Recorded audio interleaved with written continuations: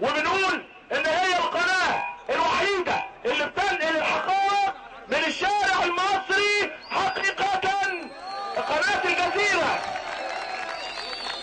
يسقط يسقط حسني مبارك، يسقط يسقط حسني مبارك، يسقط يسقط حسني مبارك، يسقط يسقط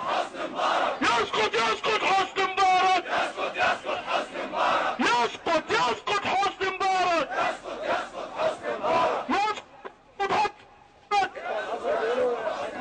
يسقط يسقط حسني مبارك، يسقط يسقط حسني مبارك.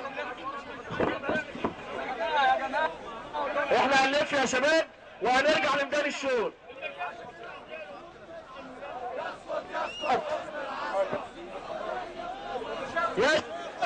يا شباب احنا مفيش حد في ميدان الشغل، مفيش حد في ميدان الشغل.